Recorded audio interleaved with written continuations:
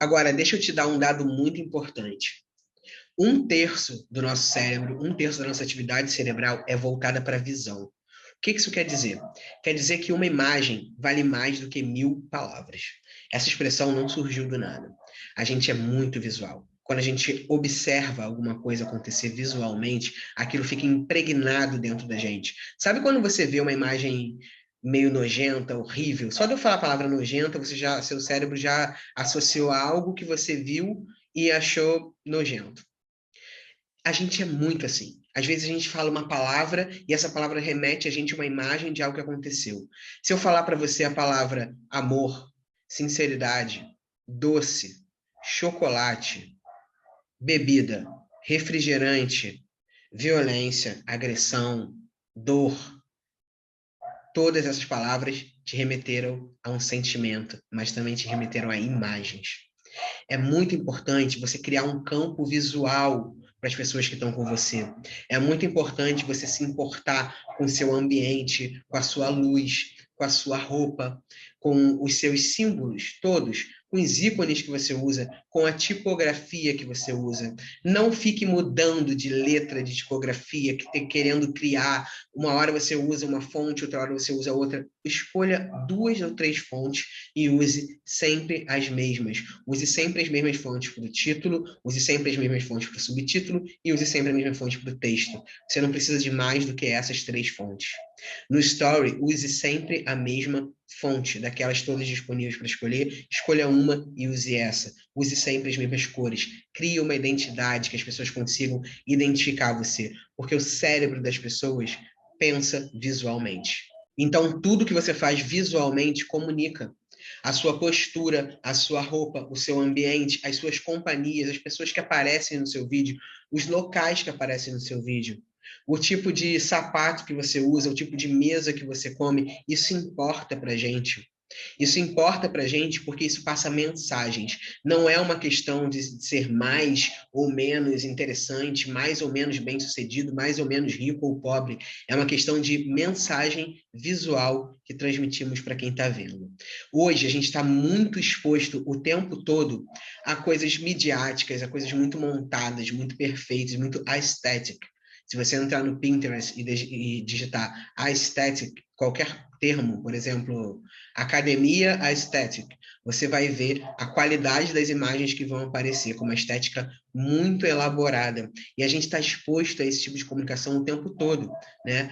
Há algumas poucas décadas atrás, a gente era exposto a coisas mais rebuscadas nas novelas, ou então numa casa que a gente ia, ou então até dentro da nossa própria casa, mas dentro de uma realidade, dentro de um contexto.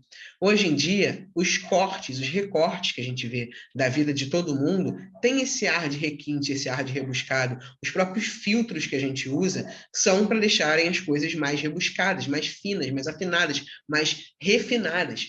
Então é importante que você tenha um alinhamento, que você tenha uma postura, porque tudo isso comunica.